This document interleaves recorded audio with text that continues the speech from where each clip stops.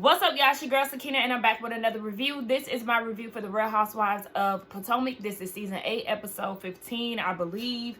I feel like I just had the number, and then, yeah, I'm right, 8:15. So be sure to check us out tonight on the Whether You Like It or Not panel hosted by yours truly. We will be here at 8:15 Eastern Standard Time, but we will be discussing this episode of the Housewives of Potomac. Anyway, let's go ahead and get into it, right? So it picks up where it left off last week, with Gizelle being all buck about Candiace and Wendy making facial expressions while she was talking about her daughter. And so she was like, you making all these faces while I'm talking about my daughter? Get the F out of here. You know, she got all this bass in her voice. So Wendy overhears, and at this point, all the girls are surrounding them. And Wendy is like, what are y'all talking about? Gizelle's tone and attitude, mood, and energy all switched that quick. We'll talk about it later.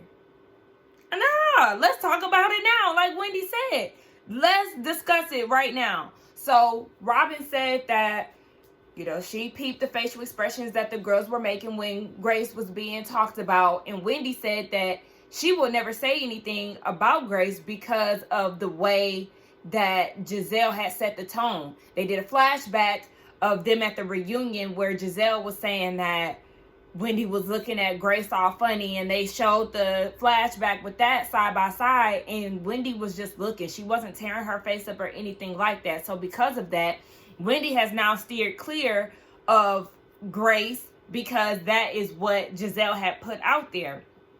And Candiace said that she doesn't like Gizelle. She doesn't. But when it comes to her daughters, she wished them well. She's never going to, you know, disrespect her kids or anything. But yeah, she doesn't like Gizelle, and her talking makes her uncomfortable. So she really isn't feeling anything that Gizelle has to say. And I did know that it was based on Gizelle speaking. But like I said, just the topic of discussion, they were going to make it an issue. I already knew that they were going to make it an issue. So here it is. But it seems like Gizelle didn't want as much smoke as she was trying to act like she wanted with them, because that energy changed so quick. She didn't have no rah-rah in her voice or anything like that. And she felt some type of way that Karen was basically sticking up for Candiace and Wendy, saying that they all make facial expressions. And Keana said the same thing, because the Green Eye Bandits are always pressed about anything that Candiace and Wendy does. Even down to Wendy saying that they all were having a good time at the Happy Eddie event. Gizelle went out of her way to make it seem as if she wasn't enjoying herself when the flashback showed otherwise. So, yeah, it is it's a double standard. And let me say this, because there's people in the comments who felt like I was trying to cape for Gizelle. That wasn't the case. Like I said, I already knew that they were going to make it an issue because it was in regards to her daughter. Save this facial expressions for something that isn't related to her daughter. And that's all I was saying. So, y'all, please. Anyway, they're going to do a Havana night party later on for Ashley's birthday, because she was supposed to have it the week prior, but because of the smoke issue that they had up north, last year, it got canceled. So they're going to throw it later on in the episode. I just feel like it's going to be cheap. They're going to be looking crazy, and it's not going to give anything that Miami gave on their Havana nights. Just like I imagined it to be, this Havana nights is not hitting. Gizelle, girl, you trying to give Work It Out Beyonce, and it was a flop and a chop, because how you going to wear a dress like that and have shapewear under it? Girl. Oh, she looked a mess. She looked a mess. And she would have looked cute had she left the shapewear off. But that was not Havana nights. It didn't even go with the theme. So, again, regardless of whatever, girl, no. Robin looked nice. Candiace looked nice. Wendy, you had too much on, boo. You had too much on. It was a lot. It was a lot. It was a lot. You over-accessorized, and the outfit was exaggerated enough with the ruffles. Keana looked cute. Karen, girl, where was you going? Mia had on a typical vacation outfit. Ashley. Girl, I was with Candiace. You look like a cheap, low-budget, $2 whole Chiquita banana. Because and talk about that's what she was going to wear to her party. Girl, spare us. We didn't need to see that. We just did not need to see that. It did not look good. She looked cheap at all costs. I don't get it, but this is Potomac, child. This is Potomac.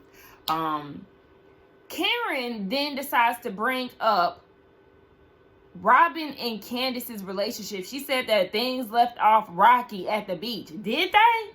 We must not have seen that, because I'm looking at it like, what was so rough? They spoke their piece and they moved on. We didn't even get any footage of, you know, the girls being alone and how they really felt about it after they had the conversation. So what is this, Karen?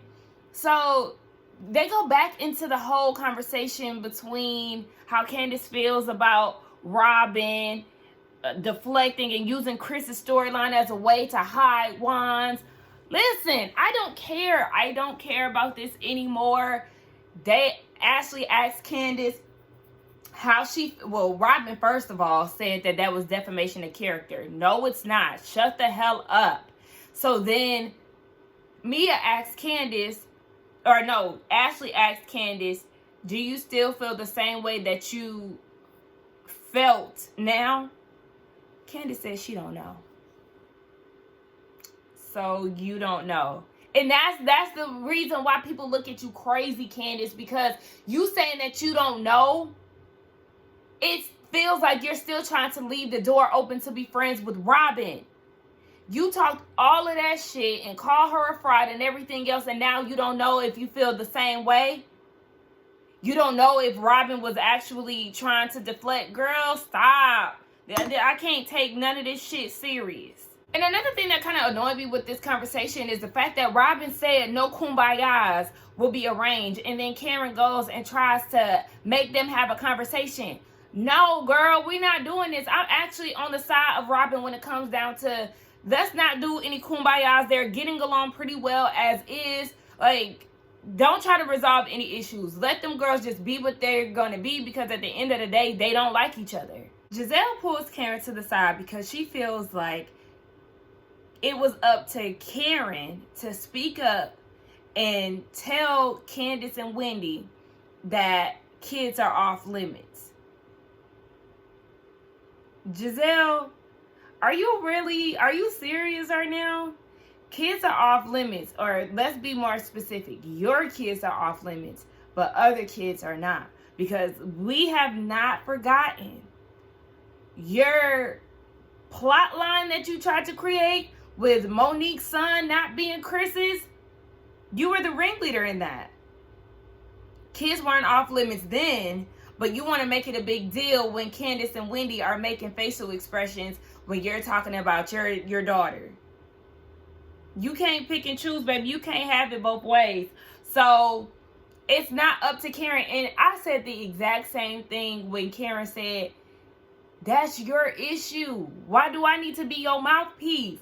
You should have said it yourself. But instead, you're so intimidated and shooken up by Wendy and Candiace, you shrink when they're in your presence. You have nothing to say. Just like I said, she switched up her whole mood when Wendy came up asking what was going on. Handle that yourself, because that's your issue and it's the issue that you created with them. So it's not up to Karen to be the middleman. You go direct. But you can't, because you are literally scared that the girls are going to eat you up. You're not ready for them. And that's the reason why you can't approach them directly, because you know that you can't go toe-to-toe with them. Gizelle also wants Karen to have the same energy across the board and not talk ish about her behind her back when she's around Wendy and Candiace. Karen said that there isn't anything that she can't say to her face, and that is true. I mean, granted, they did the flashback of Karen talking to Candiace and saying that Gizelle doesn't have anything going on and she's so dumb she can't even get the title right and all of that, but these are things that I know for sure that Karen will have no problem saying in front of Gizelle. So I mean, they're frenemies. We already know that. They're fine. I just feel like, Gizelle, you don't need Karen to be your mouthpiece. Speak up for yourself. You got so much mouth. They go out to dinner at this castle, and I don't know if they're showing this on purpose, but Karen asked Keana how she's feeling. She said she got a little headache, but she's waiting for her medicine to kick in. Then she went to the bathroom. You see Gizelle go with her. When she comes back, Gizelle comes back. I don't know if they're showing this on purpose, but I do want to just point that out just in case it does come back around by chance. So Karen was talking about how she's getting ready to work out with a trainer. Mia asked about the trainer, and I was thinking, why do they care so much about meeting this trainer? Like, what's the big deal? Come to find out, he's an ex-NFL player. I actually seen his face before. So then Kent Ashley says that she knows Vernon, that's his name, and they were asking, okay, what you got going on with him? How do you know him? And then she was like, I mean, we're just friends. And then she goes to the bathroom. People like that. I mean, clearly y'all have done something. Otherwise, you would have just been very serious. Like, nah, we're cool. Literally, we're just friends. I know him. But the way that she was, like, you know, acting, they had something going on in the past, clearly. Ashley did all of that, going to the bathroom and all of that, just to say that they flirted. Like, yes, they've met at a previous event when she was with Michael, and she seen him at Karen's event, and they talk on Instagram from time to time. But you would have thought that they had something going on. I mean, yeah, she might have a little crush on him, but I felt like the way that she was acting, it was too extra. And then the ladies just started going into the, ooh, she got a little crush. And then they talk about Karen and how she's going to get worked out by him and working on the inner thighs. I just don't like, I don't know. It's just, I don't know really how to explain it, but a group of women gushing over a man and then it being recorded on TV and then he'll watch it. Like, I don't know. It's just something about that really just irritates me. Like, I would not have participated in that conversation that much because I don't really like stuff like that. And if I do have a crush on somebody, I damn sure ain't gonna be doing all of it. I joke and stuff like that on here, but in real life, I do not be doing the most when it comes down to these men. Karen brings up to the table that her and Gizelle had the conversation about how when Karen is around Wendy and Candiace, her vibe switches up. Mia agrees and feels like Karen does do that. She said that when she's with the Green Eyed Bandit clique, Karen is more fun. But when she's with Wendy and Candiace, you know, she acts different. And Wendy was like, she fun with us too. The thing is, Karen just holds everybody accountable. She has no issue getting somebody together regardless. And I could even appreciate Robin's honesty when she was asked her opinion about it, because Robin said they've never really had the friendliest relationship regardless. So, you know, she can't really speak on it too much. Appreciate it. So Keana is like, she feels like the thing is between Gizelle and Candiace, there's clearly some underlying pressure there that's not being discussed. Candiace said, we ain't gonna discuss it, we ain't talking about it. And Wendy said, well, what you see in certain dynamics, Candiace and Robin, they were really friends, so these aren't just beefs that come out of nowhere. And she said with her and Gizelle, you know, they used to be friends. And I was like, girl, I would use friends very loosely, girl. Extremely loosely. Yeah, they showed a few flashbacks of y'all kikiing and having a good time, but friends is damn sure a stretch. If she could have said we were cool, then okay. But even when Keana asked, so y'all not friends now? Wendy, why did you look down at Gizelle for the answer? It's a clear no. Y'all are not friends. Again, it just you and Candiace always leave the door cracked for these women who just don't even care about y'all in the slightest. Gizelle refers to y'all as those people. Like, you should have immediately said, no, we're not friends. Y'all keep putting the power in their hands, and it's so weird because really she's scared of y'all, for real. She can't take y'all. But it's like sometimes y'all know that, and then other times y'all fold.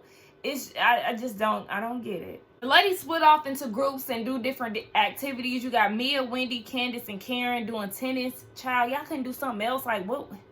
Okay, so then you got the remaining ladies, Gizelle, Nneka, Ashley, Robin, and Keana. They're going to, you know, shoot at disc.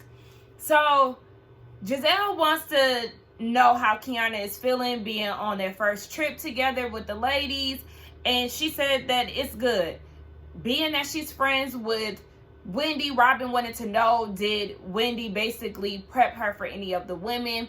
She said no, there was a little bit of shade there, but Wendy never came out and said, I don't like Gizelle. And she said she was really more so hung up on her issue that she had with Nneka. And she said it was a lot for her to really grasp. Culturally, it was just a lot. But Nneka is like, okay, well, did you ask Wendy to apologize to me? Keana was like, she was the one offended. And Nneka was like, yeah, but I was offended too. Nneka kept saying that Keana was stirring the pot. But I'm trying to figure out, what does she mean by that? Stirring the pot in what way? She's asking questions the same way that the other women do. So I need her to elaborate on that. Well, hell, apparently Gizelle just as confused as me. Because Nneka keep talking about she's stirring the pot. And Keana's like, girl, that pot is old. I stirred it. I stewed it. Baby, what's next? Like, is there an issue? Is it a Wendy thing? Is it a Nneka thing? Is it a Keana thing? Like, girl, what's going on? I'm just like, yeah, I don't really understand why Nneka got so much heat for Keana, because what is the issue? Over at this tennis event that is just really not... So over at this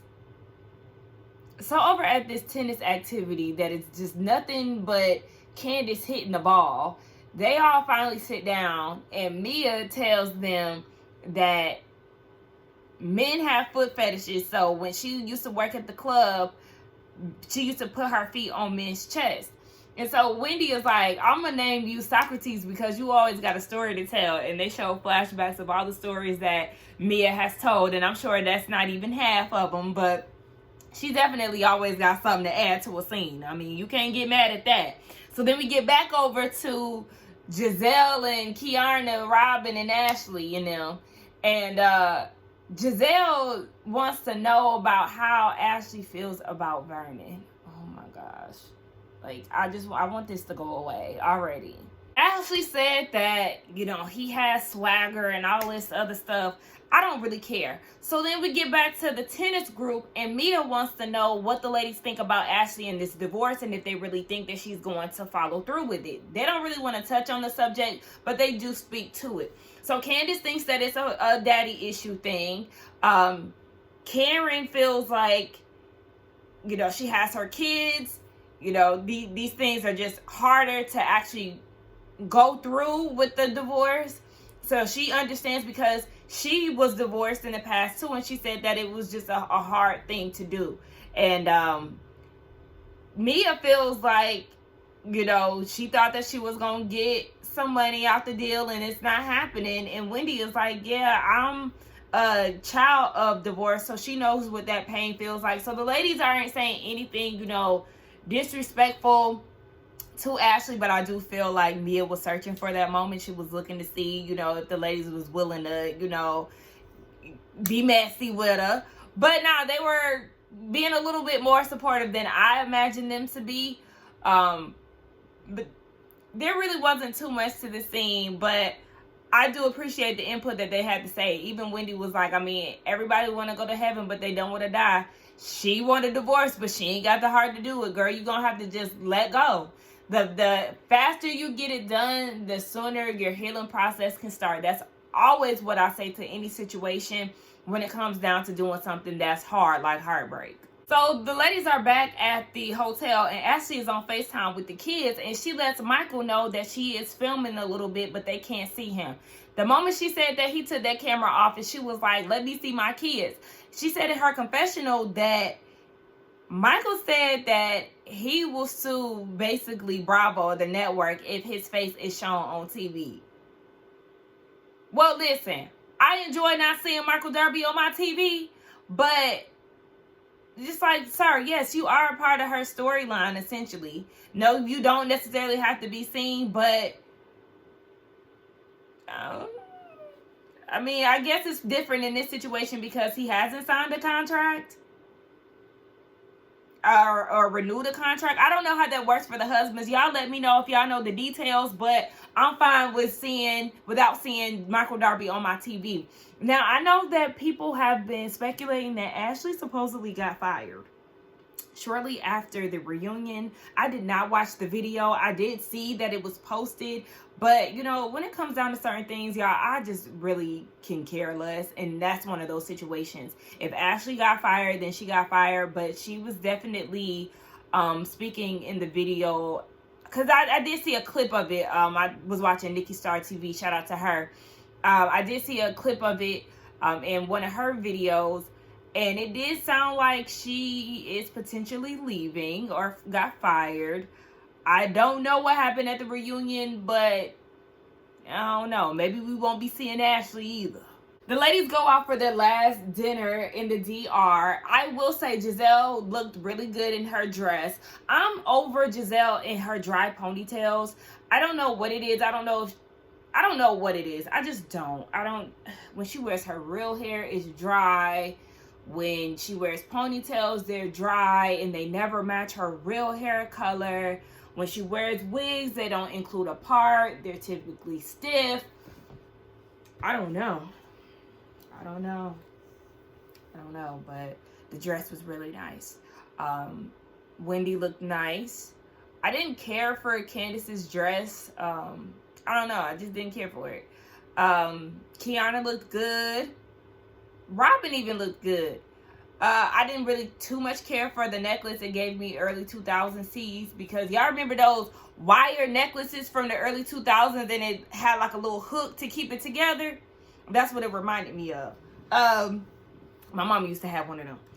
So yeah, they get down to the dinner. Ashley looked a fool per usual at this point, and they get straight into how the tennis lesson went, because Nneka wanted to know.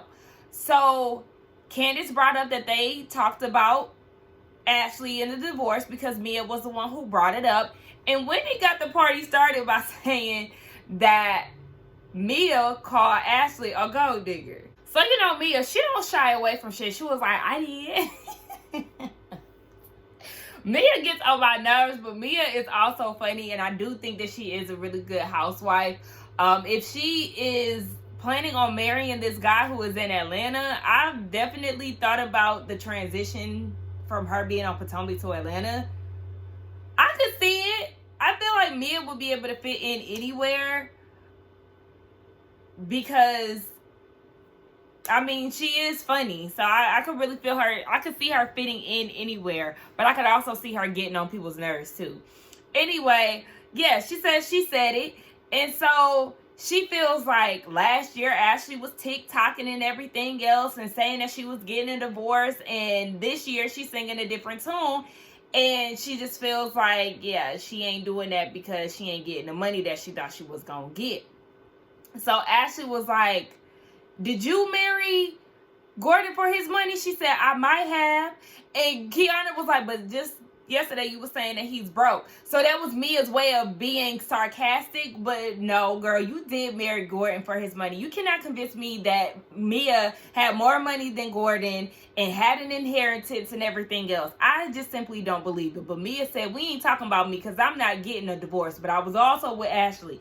You might not be getting a divorce right now or legally, but since you definitely made it loud and clear that you are ready to leave Gordon, the reasoning behind it, it kind of sounds like it switches up, because one minute she said that he's lonely and he doesn't have anybody, so she can't get a divorce. But girl, you've made it very clear that you are over this man and the money has dried up, and so has your vagina for him. Yeah. Why did I say that? Then you got Candiace in her confessional saying that she might deal with old man balls, if that being that she can shop at Dior a little bit longer. Ashley in her confessional said that Mia is jealous of her because she's the actual gold digger and what Mia got was fool's gold. I mean, yeah, Michael does seem to actually have some money, and then we know Gordon got his snatched up real quick. So I don't know, but the thing is, even with the money being gone, Mia ain't scared to move on like you. So she got the hustle in her to go and get her another man, and she did just that. So Ashley, you move a little too scared, and they always say scared money don't make money. So who really winning? I need Ashley to stop trying to make it seem as if she does not use any of Michael's money, or he doesn't help her. He helped you with that house. Are you paying the bill? They should have asked that. Are you paying the bills on that house? Because she's talking about she got a joint account with him, and she has a credit card as well, and he helped. They both pay and contribute to the kids' expenses. But with the credit card that she has, it's for emergency purposes. She doesn't use it. But I guess with the joint account, she also pays for groceries and Uber Eats. And he pays for your car for now. Ashley, stop. Like, he's helping you. Stop trying to paint this picture that you're doing it all alone. No, you're very much so still using this man's money. Oh gosh, they brought up Vernon yet again. I can't. So Robin wants to know why Karen is getting training services from someone who isn't a personal trainer. And Karen is like, well, she's in good shape. But Robin is like, wait, but I thought that you had a heart problem. Like, I'm confused. And so she was like, no, I have a buildup that can lead to that. So she's trying to be proactive. But Robin's point is, okay, well, don't you think that you will want a trainer that actually specializes in the issues that you have? But Karen is worried about working on her inner thighs so much to the point where the girls are like, okay, you already said that. Wendy done created a song on it. Work on your inner thighs. That is in the back of my head now. But that was the end of the trip pretty much. There was nothing else past that. It was a pretty successful trip. I do feel like they should have showcased more fun. But as far as drama-wise, the girls getting along, I will give Robin a thumbs up for that. Y'all let me know what y'all thought about this review along with the episode. Let's get down in the comments and talk. Be sure, again, to check us out tonight on the Whether You Like It or Not panel, hosted by me at 8:15 Eastern Standard Time. I will see y'all in the next one. Bye. I think I'm going to do... I might do Miami tomorrow. I don't know. It just depends on how I feel. I'm hungry right now, so let me get out of here. Bye.